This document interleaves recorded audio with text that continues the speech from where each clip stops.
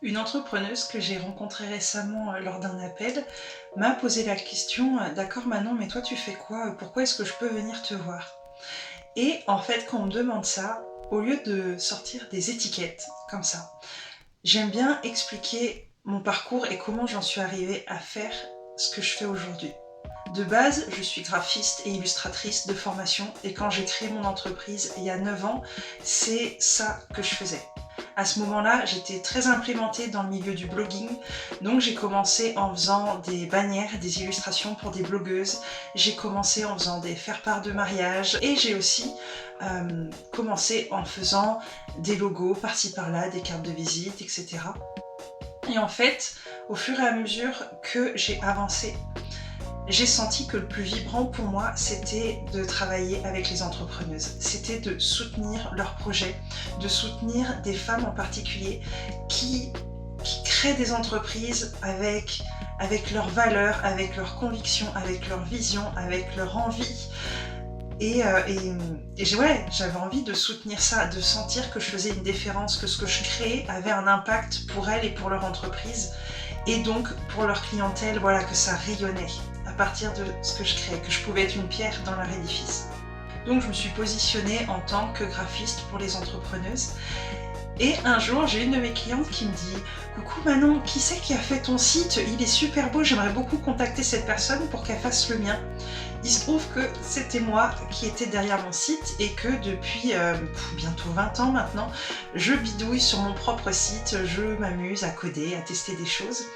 Et c'est quelque chose que j'avais pas assumé avant que cette cliente vienne toquer à ma porte parce que j'avais un gros syndrome de l'imposteur du fait que j'ai tout appris en autodidacte et je n'ai pas été formée en web design. C'est vraiment moi, à force de faire ma tambouille, qui a appris.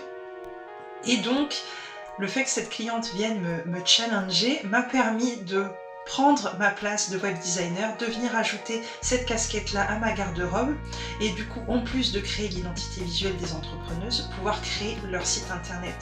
Puis par la suite, pouvoir créer leur boutique en ligne. Enfin voilà, grâce aux personnes qui m'ont fait confiance, j'ai pu enrichir encore plus mes connaissances, mes compétences et proposer quelque chose d'encore plus large en ce qui concerne le design. Le truc, c'est que avoir une belle identité visuelle, avoir un joli site, c'est un bel emballage, mais ce qui va faire une vraie différence, c'est ce qu'il y a à l'intérieur. Et ça, j'ai pu le voir, j'ai pu l'expérimenter, j'ai pu sentir que mes clients, j'avais beau leur faire le plus beau logo du monde, j'avais beau leur faire le plus beau site du monde, si elles, derrière, elles se mettaient pas en avant, elles ne vendaient pas, elles ne communiquaient pas, si elles restaient toutes petites en mode « c'est bon, j'ai fait mon site, j'ai fait mon logo, que ça travaille pour moi, j'ai plus rien à faire », en fait, l'impact, il était moindre. Parce que, ouais, quand tu fais ton logo, quand tu fais ton site, t'as une bouffée de « oh, ça y est, il y a un changement, il y a quelque chose qui se passe ». Mais si derrière, en fait, il n'y a pas les fondations qui supportent ça, c'est comme mettre un beau papier peint sur un mur qui s'effrite. Du coup, naturellement, mes clientes sont venues me chercher sur les sujets de la communication, sur les sujets de la vente, parce que naturellement, c'est des sujets qui m'animent et qui sont fluides pour moi.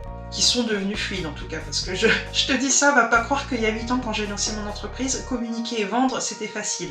Non, mais aujourd'hui j'ai vraiment ma vision de la communication, ma vision de la vente, qui est complètement détachée des il faut que tu vois peut-être sur internet, qui est complètement détachée de cette vision de la vente manipulatrice, où on force, où on tambourine jusqu'à ce que ça passe. Non, moi c'est pas ma vision du tout. Et donc mes clientes sont venues me chercher pour ça. De fil en aiguille, je suis venue me positionner aussi en tant que conseillère sur ces sujets-là. Et c'est venu rajouter une autre casquette à ma garde-robe. Le truc, c'est qu'en creusant ces sujets-là, tu t'aperçois rapidement qu'il y a la peur de déranger, la peur d'être rejeté, la peur d'être humilié, la peur d'échouer, la peur de réussir, qu'il y a tous les sujets de confiance en soi qui viennent, d'estime de soi, de est-ce que je suis assez ? Tout plein de choses comme ça qui viennent se greffer dessus. Ton rapport à tes offres aussi, comment tu as créé tes offres, qu'est-ce qu'il y a derrière, est-ce que tu y crois assez pour les soutenir? Tous ces sujets-là sont venus se rajouter en fait. Et du coup, naturellement, j'en suis venue à accompagner là-dessus aussi. Et donc là, c'est la casquette de coach qui est venue se rajouter encore une fois sur ma garde-robe.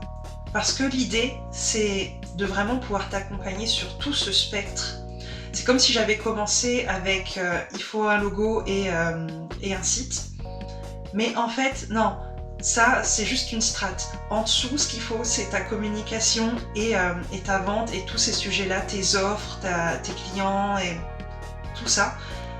Mais en fait, si on redescend encore, comment est ton état d'esprit? Qu'est-ce que tu penses de toi? Qu'est-ce que tu penses de ce que tu fais? Pourquoi tu fais les choses? Qu'est-ce que tu t'autorises? Qu'est-ce qui te fait peur et qui te crée des barrières? Donc, comme ça, je suis descendue d'une strate à une strate à une strate et aujourd'hui, je peux accompagner sur toute cette pyramide-là. Selon où tu te trouves sur ton chemin d'entrepreneuse, selon tes besoins, selon ce qui a besoin d'être consolidé, moi, je peux t'accompagner là-dessus. Et j'aime beaucoup l'image de la maison. Ton état d'esprit, ça va être la fondation. Après, on va venir construire les murs, les pièces, avec tes offres, ta communication, comment tu vends, etc. Et après, le design, ton identité visuelle, ton site, ça c'est la peinture. C'est choisir quelle couleur de rideau on va accrocher aux fenêtres. Mais commencer à mettre les rideaux, s'il n'y a même pas les fondations, tu auras un joli rideau, mais en fait, ce ne sera pas durable dans le temps. Et c'est ça qui fait qu'à un moment, je me suis détournée du graphisme. Je sentais plus le sens derrière. J'avais l'impression de faire du joli, mais qui n'avait pas l'impact que moi je souhaite avoir.